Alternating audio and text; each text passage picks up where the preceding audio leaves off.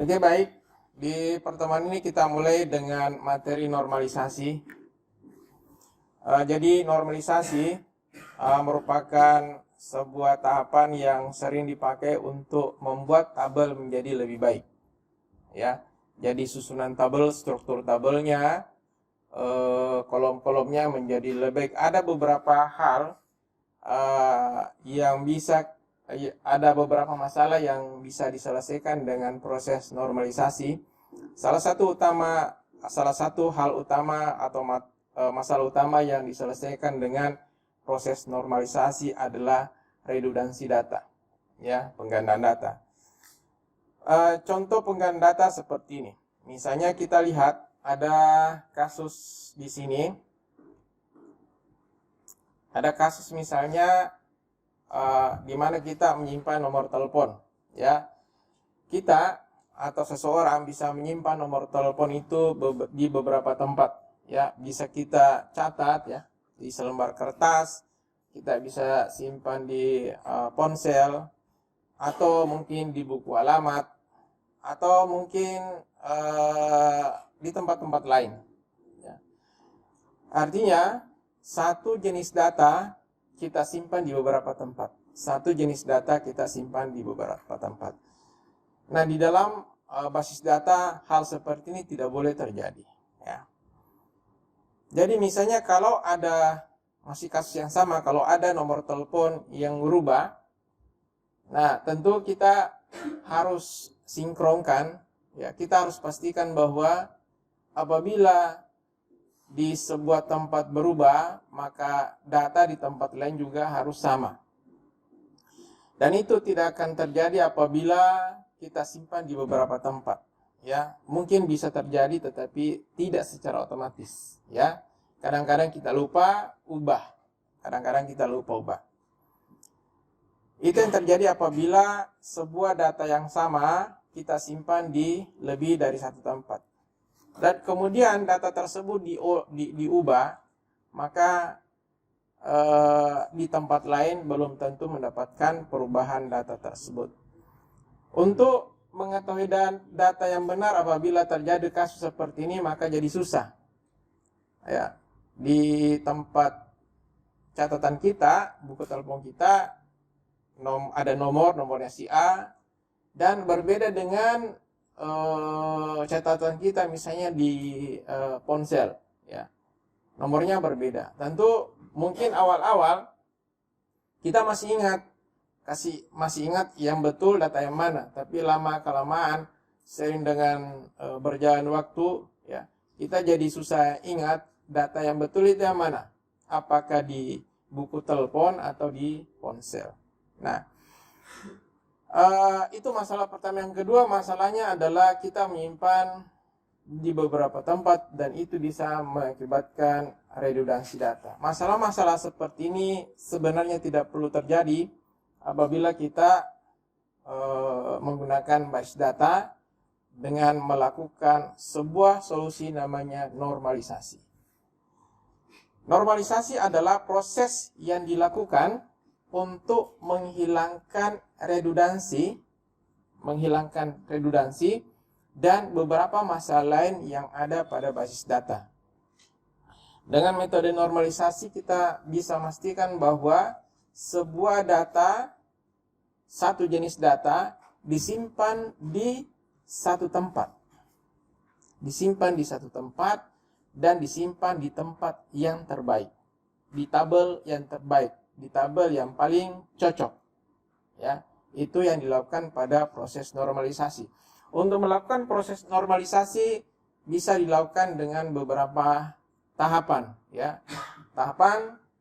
Setiap tahapan ini kita lakukan dengan melakukan pengecekan. Apa yang kita cek? Yang kita cek adalah apakah tabel yang kita sudah punya saat ini melanggar bentuk normal. Ya, apakah melanggar bentuk normal? Di sini nanti kita akan melihat bahwa bentuk normal itu ada beberapa. Ada namanya bentuk normal pertama atau 1NF atau first normal form, ya. Kemudian second normal form dan third normal form atau bentuk normal ketiga. Bentuk normal keempat, normal kelima juga ada. Tetapi yang kita pelajari cukup sampai di bentuk normal ketiga. Karena biasanya dengan tabel yang kompleks, biasanya sampai normal ketiga itu, pengecekan sampai normal ketiga sudah menyelesaikan semua masalah yang ada. Baik, sekarang kita masuk ke bentuk normal pertama terlebih dahulu. Ya, bentuk normal pertama.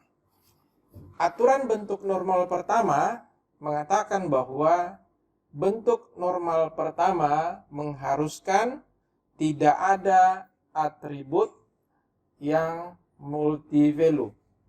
Tidak boleh ada atribut yang multivalue. Tidak boleh ada kolom yang nilainya atau isinya lebih dari satu nilai. Ya, contoh misalnya gini ya.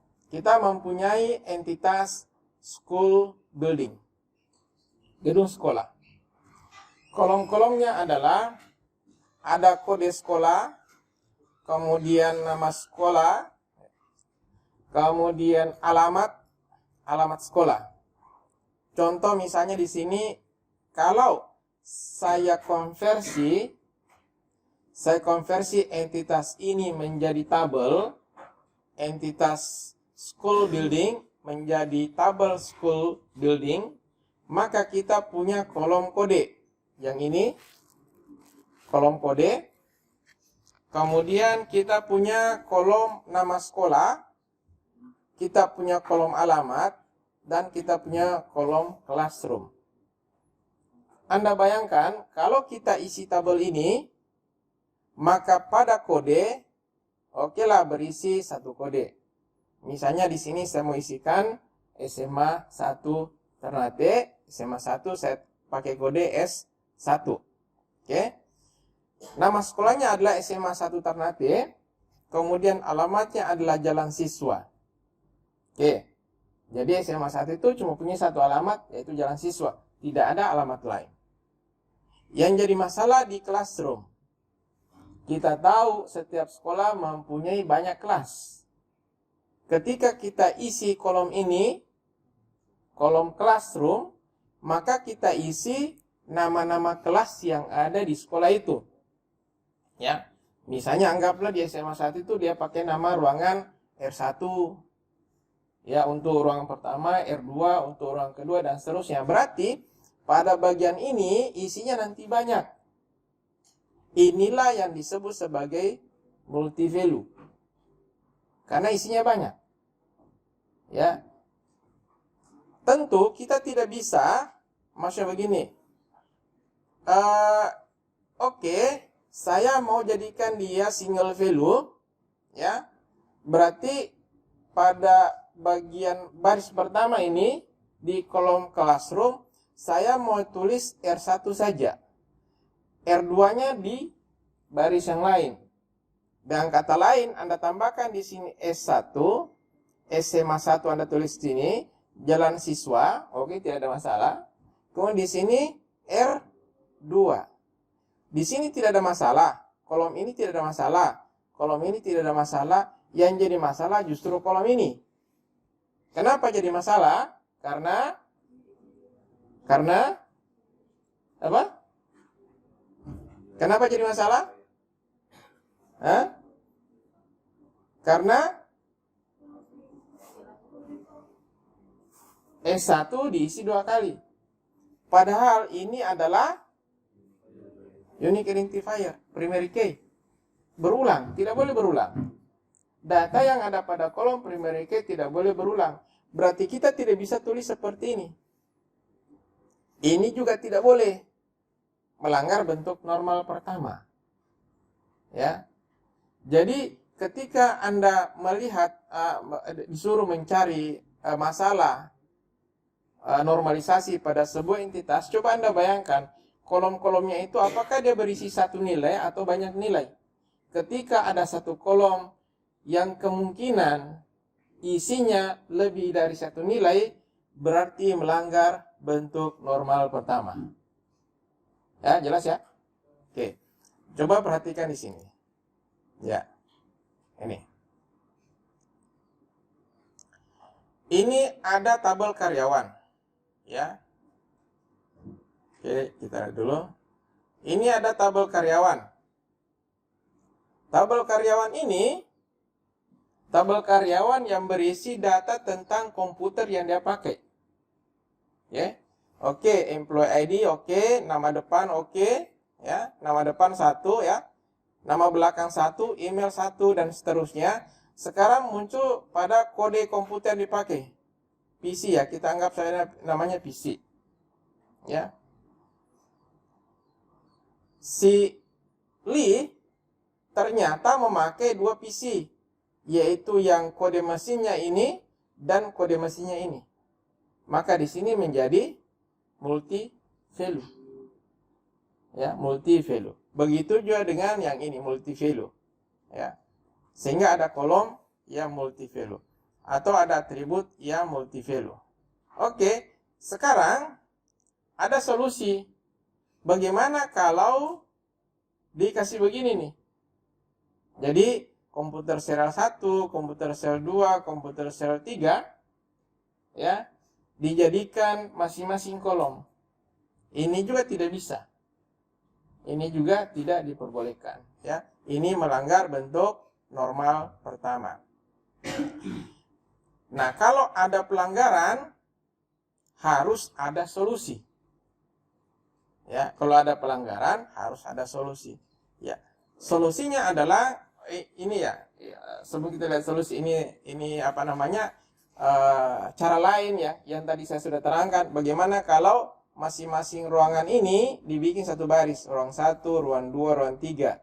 Cuma kan masalahnya di sini nih. Masalahnya di situ.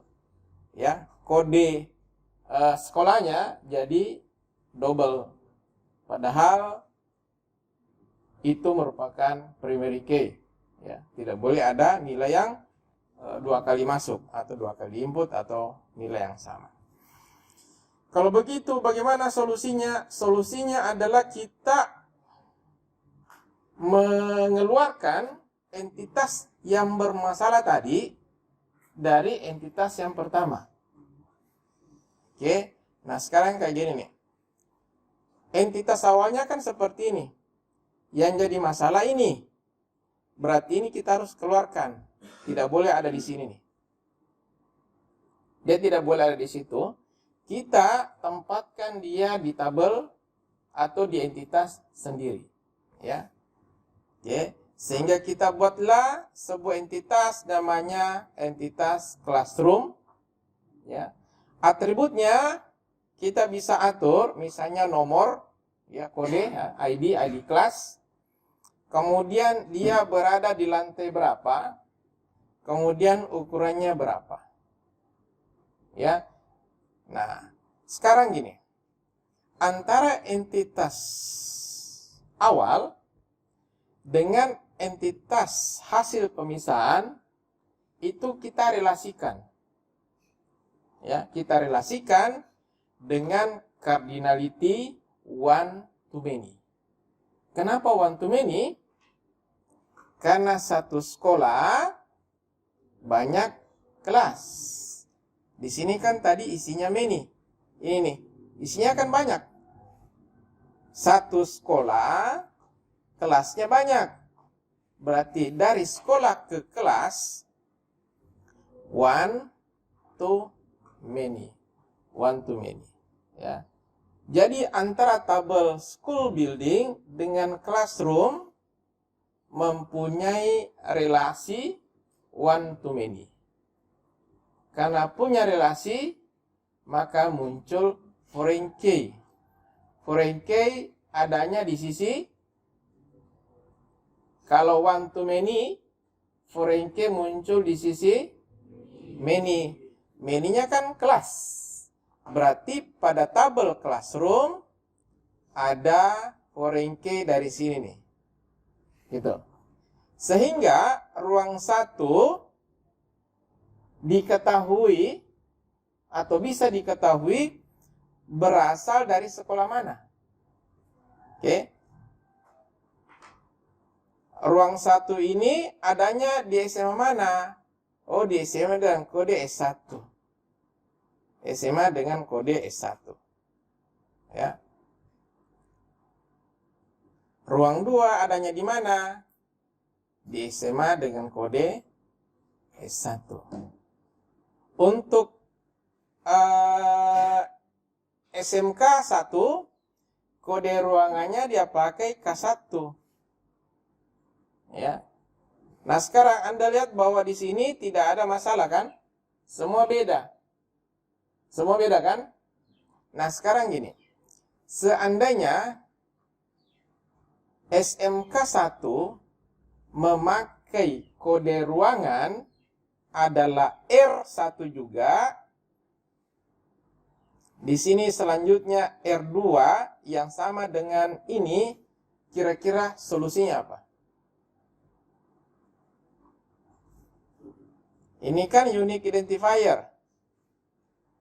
Ternyata kodenya sama, ada yang sama, kan tidak boleh. Maka diberikan solusi, kira-kira solusinya apa?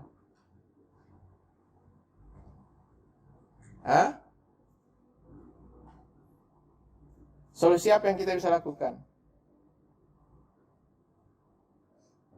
Solusi yang kita bisa lakukan adalah kita jadikan foreign key ini sebagai primary key. Gabung dengan ini. Sehingga relasinya seperti ini nanti. Bar relationship. Ya, relasinya adalah bar relationship. Kalau Anda lihat ya, kita perhatikan ya. Misalnya di sini R1. Kalau digabungkan dengan kode sekolah kan kombinasinya R1 S1. Kalau di SMK 1 juga pakai kode ruangan R1, tapi kan kode sekolahnya di sini S2. Ya kan? Di sini R1, ini juga R1. Tapi ketika kolom ini dan kolom ini dijadikan sebagai primary key, kombinasinya menjadi R1 S1, R1 S2. Sudah beda. Jadi ketika kita gabungkan number dan kode jadi primary key, kita gabungkan, maka tidak jadi masalah. Sehingga di sini jadinya bar relationship. Itu apabila kode kelasnya sama di beberapa sekolah yang berbeda. Tapi kalau misalnya kita jadikan beda-beda tiap sekolah, maka tidak perlu pakai bar relationship. Oke. Jadi untuk bentuk normal pertama, pelanggaran yang terjadi adalah ketika ada atribut yang multi-value, yaitu mempunyai nilai yang banyak.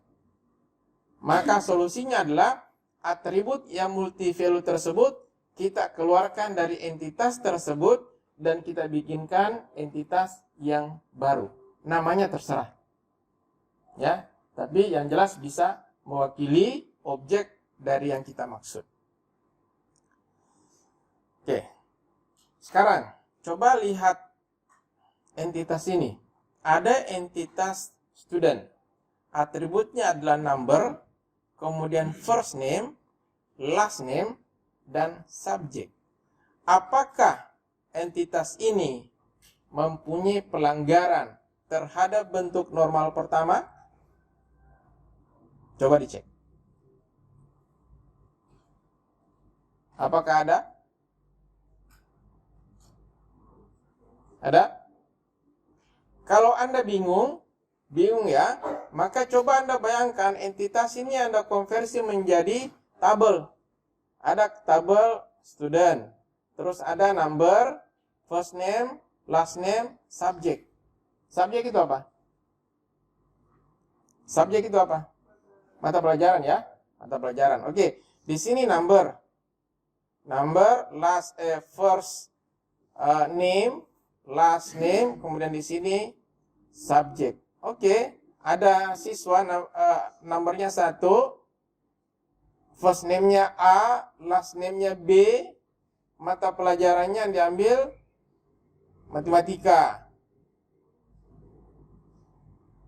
Apakah mungkin subjek ini hanya ada satu yang diambil oleh siswa? Tidak kan? Nah, kalau begitu kita bagaimana dengan mata pelajaran yang kedua, simpan di mana? Kalau kita simpan di baris berikutnya, misalnya biologi, kan tidak mungkin. Sebab kalau mau kita simpan seperti ini, maka pada kolom number harus berisi 1. Sebab yang ambil biologi ini adalah si A. Makanya di sini koma biologi. Di sini orang yang kedua misalnya si C, D. Nah, baru mata pelajaran sendiri apa. Sehingga yang menjadi multivalue di sini yang mana? Subjek. Ini yang multivalue. Kenapa? Karena setiap siswa mengambil beberapa mata pelajaran. Ya, tidak bisa kita jadikan satu tabel, harus dipisah. Sehingga subjek ini harus keluar dari tabel student. Ya, dipisahkan misalnya menjadi tabel mata pelajaran misalnya atau subjek, ya. Nanti kalau kita pisahkan, maka tentu ada entitas subjek dengan kolom-kolom, misalnya ya dengan atribut. Satu misalnya kode, ya, kode mata pelajaran, ya. Kemudian nama mata pelajaran. Ini semua adalah atribut dari entitas subjek. Dan relasinya adalah one to many. Yang mana many? Subjek, ya. Karena siswa mengambil mata pelajaran. Ya. Sekarang, apakah mungkin satu pelajaran diambil oleh banyak siswa? Mungkin kan? Berarti di sini many to many. Nah, seperti itu nanti jadinya. Jadi lihat kondisinya. Yang jelas dari sini ke sini pasti many. Tapi dari subjek ke sana lihat dulu. Ya, kalau kasus yang pertama tadi ya, satu kelas hanya milik satu sekolah. Ya kan? Ruangan kelas pertama di SMA 1 itu miliknya SMA 1. Ya, miliknya SMA 1, bukan milik SMA 1 juga miliknya SMK 1, bukan. Tapi kalau yang ini, satu mata pelajaran bisa diambil oleh banyak siswa. Sehingga relasinya many to many. Karena many to many berarti nanti hubungan ini dikasih solusi lagi. Pakai intersection entity, entitas persimpangan. Begitu caranya. Ya. Jadi jangan terpukau, oh selesai satu NF. Tapi ternyata satu NF, setelah diselesaikan masalah satu NF, justru timbul relasi many to many. Padahal di pelajaran sebelumnya sudah disampaikan bahwa relasi many to many itu bermasalah. Sehingga kita harus kasih solusi juga. Ya, sehingga nanti di sini ada entitas persimpangan, ya. Oke, berikutnya. Ada entitas shopping mall, ya. Di situ ada ID mall, ya. Jadi kalau misalnya Anda mau bayangkan ada tabel mall, ya. Terus Anda isi, ya, baris pertama misalnya ID 1, nama mallnya Mall Jatilen. Kemudian baris kedua ID 2, nama mallnya Muara misalnya, dan seterusnya. Nah, di antara beberapa atribut ini, apakah ada yang multivalue? Ada? Kalau ada yang mana? Hah? Store floor. Masih ada lagi? Atau cuma satu?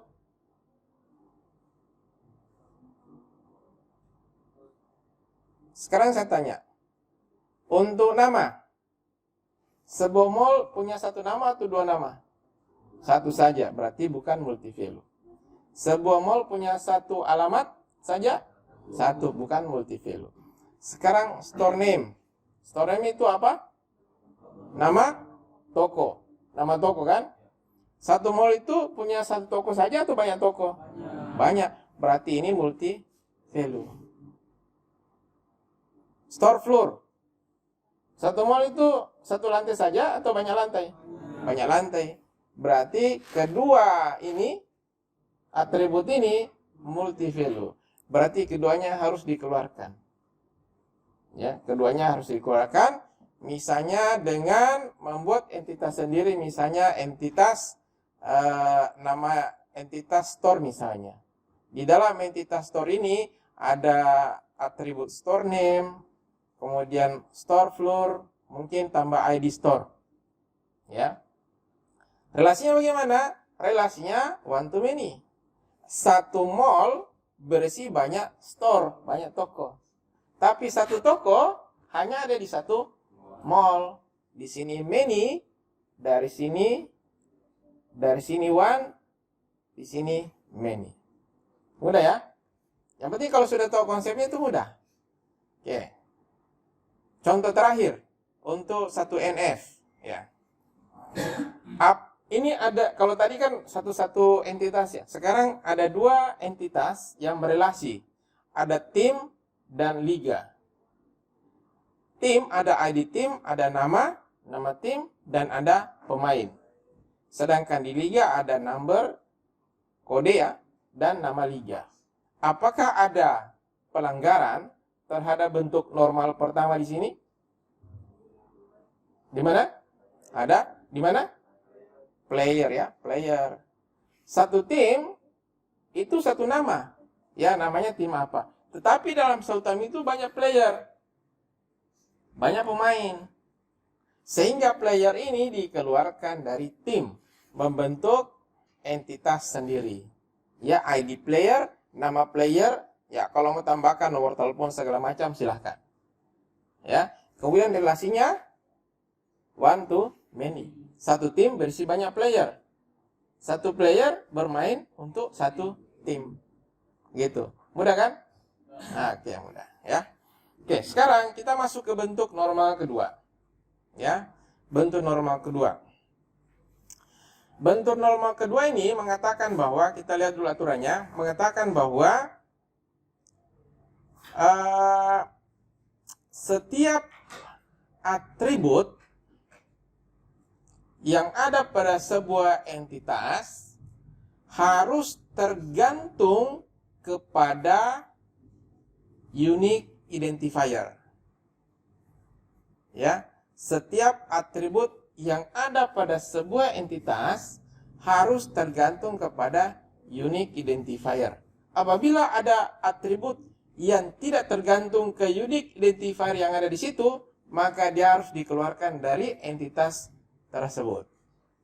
Contoh, ya, ini mungkin terlalu rumit ini. Yang ini ya, kita lihat di sini contohnya. Ya, bentuk normal kedua. Oke, ini bentuk normal kedua. Oke. Perhatikan di sini ada event ya. Ini kursus ya. Ini kursus. Pada kasus ini pada kasus ini primary key ada dua kolom, bukan primary key-nya dua, tetap satu. Primary key itu selalu satu ya, jangan sampai salah. Tetapi yang menjadi primary key adalah gabungan antara kolom course dengan date. Kenapa harus digabung? Sebab apabila kita pakai course saja, di sini SQL 101, di sini juga 101, tidak bisa. Maka kalau kita gabungkan dengan tanggal pelaksanaan kursus, misalnya SQL yang ini tanggal 3, yang ini tanggal 4, pasti beda. Pasti beda. Nah, jadi ini jadikan sebagai primary key. Sekarang kita lihat kolom yang lain. Perhatikan bahwa kalau di sini 101, maka di sini pada kolom ini tuh SQL fundamental. Ya, SQL fundamental ya. Salah ketik. Ini SQL 101, di sini SQL fundamental, 101 SQL fundamental. Tapi kalau DB202 database design, CS200 programming. Artinya apa?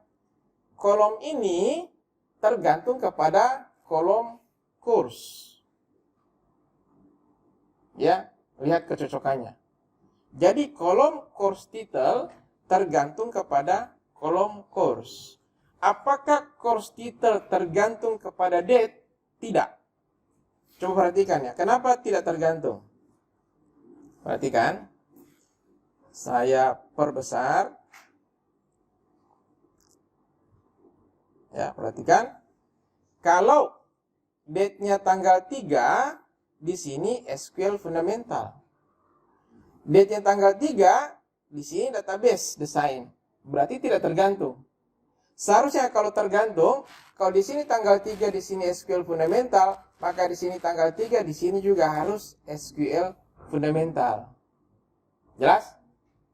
Jadi kelihatan di sini yang mana yang tergantung dengan primary key. Oke. Sekarang yang ini, kalau SQL 101 di sini room 4A. Di sini 101, di sini 7B. Berarti room ini tidak tergantung kepada course. Gitu. Beda dengan antara room dengan capacity. Di sini 12, di sini 4A. Sorry, di sini 4A, di sini 12, 4A 12 juga. Ya. Jadi di sini kelihatan yang mana yang tergantung kepada siapa. Ya. Kolom course title tergantung kepada kolom course. Ya. Nah, itu makna tergantung di sini, ya. Makna tergantung. Kita lihat apakah ada contoh lain. Ya, ini yang tanda merah yang saya katakan itu tergantung, istilahnya itu dependent, ya. Kalau nanti ada soal bahasa Inggris, ya, pakai kata dependent. Tergantung yang lain di sini adalah bukan. Oke. Kita lihat di sini nih. Oke, kita di sini contoh kita. Contoh kita mempunyai entitas product supplier. Ya. Sekarang ada dua atribut yang menjadi unique identifier. Supplier number dan product number. Sekarang saya tanya. Yang ini merupakan atribut yang bukan unique identifier. Atribut purchase price, ya. Atribut ini apakah tergantung kepada dua ini atau hanya tergantung kepada supply number atau hanya tergantung kepada product number? Purchase price, harga barang. Harga barang itu tergantung kepada supplier, ID supplier, atau tergantung kepada ID barang? Purchase, harga barang, tergantung kepada ID barang, purchase number. Dia tidak tergantung kepada supplier number. Menyalahi bentuk normal kedua. Ya, bentuk normal kedua menyatakan bahwa setiap non-unique identifier harus tergantung kepada unique identifier. Unique identifier di sini ada dua, gabungan. Ya, gabungan. Sekarang ini kita sudah cek. Sekarang supplier name, nama supplier, apakah dia tergantung kepada ID barang, ya, atau tergantung kepada supplier ID? Tergantung kepada supplier ID. Jadi kalau supplier ID-nya 1 nama Ahmad, supplier 2 nama Muhammad, ya kalau ada supplier ID 1 pasti Ahmad. Tidak mungkin yang lain. Itu namanya tergantung. Gitu. Oke, sehingga ini menyalahi bentuk normal kedua. Ya. Jadi kalau di sini ada dua atribut yang dijadikan sebagai unique identifier, maka setiap non-unique identifier harus tergantung kepada kedua atribut ini. Tidak boleh satu-satu. Ya. Kalau hanya satu-satu, berarti melanggar bentuk normal kedua. Karena melanggar bentuk normal kedua harus ada solusi. Solusinya apa? Solusinya cuma satu. Yang melanggar itu dikeluarkan atau dipisahkan. Ya. Yang saling tergantung dijadikan satu entitas. Jadinya apa? Purchase price itu tergantung kepada siapa? Product number. Jadi satu tabel, satu entitas. Supplier name tergantung kepada supplier number. Jadi satu entitas sendiri. Jadinya nanti seperti ini. Jadi ada produk, ada supplier. Ada produk, ada supplier. Relasinya bagaimana? Satu produk disuplai oleh satu supplier. Tapi satu supplier menyuplai banyak produk. One to many. One to many. Ya. Apabila kita ingin jadikan, ya, apabila ingin kita jadikan kode supplier yang muncul di sini sebagai foreign key menjadi primary key, maka jadinya bar relationship, ya, bar relationship.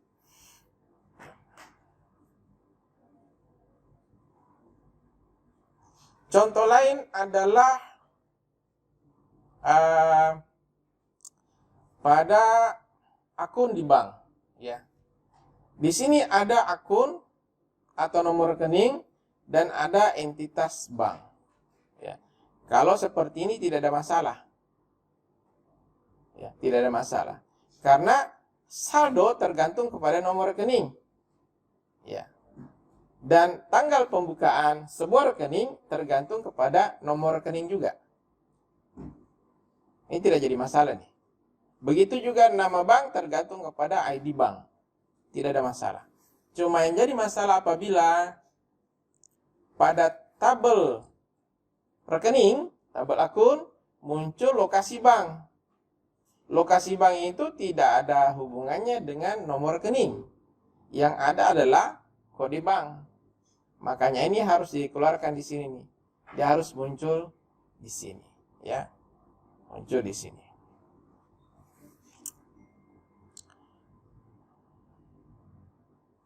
Oke. Kemudian contoh pelanggaran bentuk normal kedua. Coba lakukan pengecekan pada ERD ini. Kira-kira apakah ada yang bermasalah? Ya. Apakah ada yang bermasalah?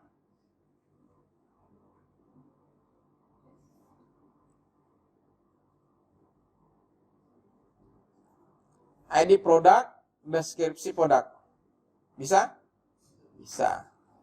ID pesanan, tanggal pesanan. Bisa? Bisa. Sekarang ini, daftar pesanan.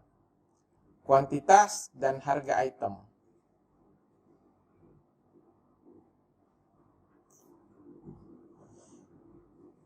Ayo.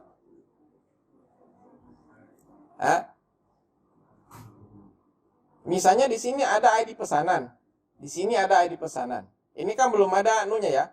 Belum ada unique identifier-nya. Ya. Seandainya ada ID pesanan, kira-kira kuantitas itu tergantung kepada ID pesanan? Apakah harga item tergantung kepada ID pesanan? Tahu harga item? Kalau kuantitas tahu jumlah yang dipesan. Kalau harga item, harga per barang. Ada masalah di sini? Kuantitas itu adalah jumlah yang dipesan. Jumlah barang yang dipesan. Ya. Harga item, harga barang. Jadi harga barangnya misalnya 30.000, kita pesan 5.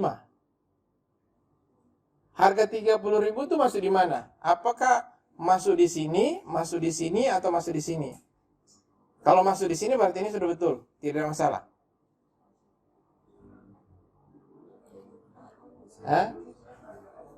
Bagaimana? Gimana? Yang jadi masalah di sini adalah harga item, harga per barang. Harus masuknya di produk. Ya, misalnya ada produk 1, baju. Harga baju berapa? Ya, setiap baju ini pasti harganya ini. Baju dengan kode ini harganya ini. Makanya harga item itu tergantung kepada ID produk. Bukan tergantung kepada ID pesanan. Ya kan? Karena ID pesanan 5. ID pesanan 5, saya beli baju. Harga 30.000 misalnya. Terus ada pesanan kode pesanannya 7. Harga bajunya juga 30.000. Sama. Berarti harga item tidak tergantung kepada kode pesanan. Ya, karena kode pesanan beda, harga tetap sama untuk baju yang sama. Ya, untuk baju yang sama. Sehingga harga item itu dia masuknya di sini. Ya. Yang ini yang melanggar bentuk normal kedua. Sekarang bentuk normal ketiga. Ya, bentuk normal kedua tadi mengatakan bahwa atribut non unique identifier harus tergantung kepada atribut unique identifier. Nah, bentuk normal ketiga, pelanggaran yang terjadi pada bentuk normal ketiga adalah adanya atribut non unique identifier tergantung kepada atribut non-unique identifier yang lain. Contoh, alamat toko tergantung kepada nama toko. Satu paket itu. Kalau nama tokonya ini, alamatnya di sini. Nama tokonya ini, alamatnya di situ. Kan begitu. Tergantung. Ya. Jadi, alamat store ini tergantung kepada nama toko. Dia tidak tergantung kepada ID CD, compact disc, ya. Title, judul CD tergantung kepada ID CD, produser, tahun, oke. Tapi yang dua ini, ya, store address tergantung kepada store name. Padahal keduanya bukan unique identifier. Nah, apabila ada atribut non-unique identifier tergantung kepada atribut non-unique identifier yang lain, maka pelanggaran terhadap bentuk normal ketiga. Solusinya apa? Sama. Dikeluarkan dari entitas dan dibuatkan entitas yang baru. Ya. Ya, ini pelanggarannya, ini solusinya. Jadi, tetap ini ya, yang ini tetap, yang ini menjadi ini, sedangkan sisanya ini dibikinkan entitas yang baru, atributnya nama, alamat, kemudian ditambahkan ID. Ya, ditambahkan ID dengan relasi one to many. Ya, jadi satu toko berisi banyak CD. Ya, satu CD tertentu ada di satu toko. Ya, nah itu bentuk normal ketiga, ya. Ini bentuk normal kedua. Kemudian bentuk normal, ini pelanggarannya ya. Kayak ini nih. Room ini bentuk normal kedua kembali ya. Room itu bukan unique identifier. Ya. Ruangan itu bukan unique identifier. Kapasitas juga demikian. Ini pelanggaran bentuk normal ketiga ya. Ruangan itu bukan unique identifier, kapasitas ruangan juga bukan unique identifier. Tapi coba lihat, kalau di sini 4A, di sini 12. Di sini 4A, di sini 12. Di sini 7B, di sini 14. Di sini 7B, di sini 14. Artinya kedua kolom ini tergantung. Jadi kapasitas tergantung dari ruangannya. Padahal ruangan bukan unique identifier. Berarti pelanggaran terhadap bentuk normal ketiga. Maka dikeluarkan ya. Dikeluarkan dari tabel dan membentuk tabel sendiri. Ya, membentuk tabel sendiri. Nah, kalau bentuk tabelnya seperti ini, room ini bisa dipakai sebagai unique identifier. Ya, dengan syarat bahwa nanti ruangannya tidak ada nama ruangan yang beda, yang sama, ya, yang sama.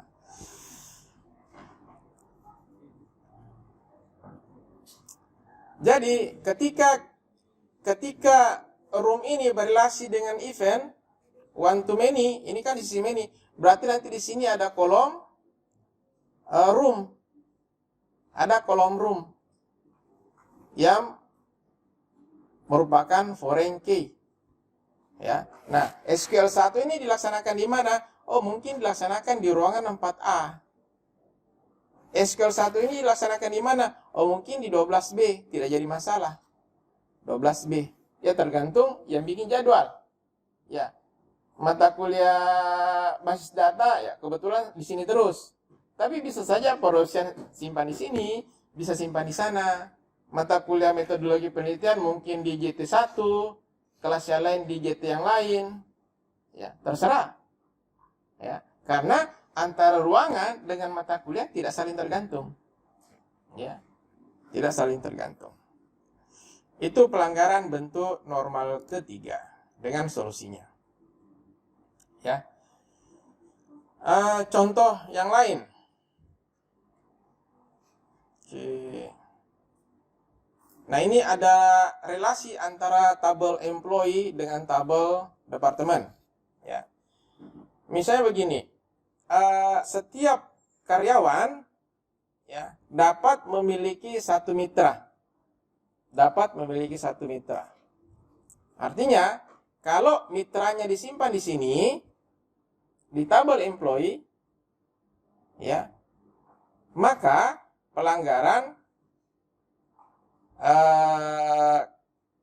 setiap karyawan dapat memiliki satu mitra. Berarti bukan pelanggaran terhadap bentuk normal pertama ya. Bukan pelanggaran terhadap bentuk normal pertama. Karena isi dari kolom partner name itu cuma satu. Kan di sini dibilang dapat memiliki satu mitra. Jadi si A mitranya siapa? Ya, mitranya satu orang saja. Ya, karena hanya satu mitra. Cuma model ini melanggar bentuk normal ketiga. Kenapa melanggar bentuk normal ketiga? Karena partner name dan partner birth date saling bergantung. Ya, kalau namanya si Ahmad tanggal lahirnya tanggal 1 Januari 2000. Namanya Fadli tanggal 5 Januari 2000. Artinya tanggal lahir dengan nama itu saling tergantung. Makanya bagian ini melanggar bentuk normal ketiga. Karena melanggar maka harus dikeluarkan. Ya, dikeluarkannya menjadi seperti ini. Jadi entitas baru, ya, entitas partner dengan nama partner dan tanggal lahir. Ya. Relasinya apa? Relasinya one to one. Kenapa jadinya one to one? Karena ada ketentuan tadi di sini, memiliki satu mitra. Jadi satu employee, satu mitra. Ya, dan satu mitra hanya berrelasi dengan satu employee. Dan opsional. Kenapa opsional? Karena kata ini tadi di sini nih, dapat memiliki, bukan harus memiliki. Makanya opsional. Ya, jadi kata-kata kunci seperti ini penting untuk kita catat baik-baik. Karena menentukan jenis relasinya. Apakah mandatory, opsional, many, atau one. Ya. Oke, ini adalah bagian akhir dari pembahasan tentang normalisasi. Ada pertanyaan? Ya.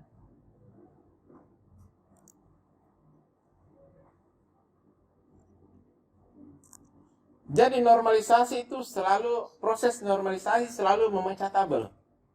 Dari 1 menjadi 2. Ya. Dan seterusnya. Ya mungkin awalnya cuma 1. Setelah kita lakukan normalisasi yang tadinya 1 sampai normal ketiga, mungkin menjadi 3 tabel. 1 jadi 2, 2 jadi 3, 3 jadi 4, ya. Sampai nanti semua masalah pelanggaran tadi selesai.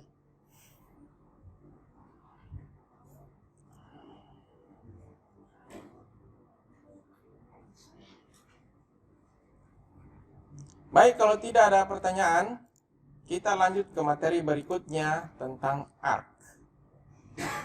Ya, tentang ARC.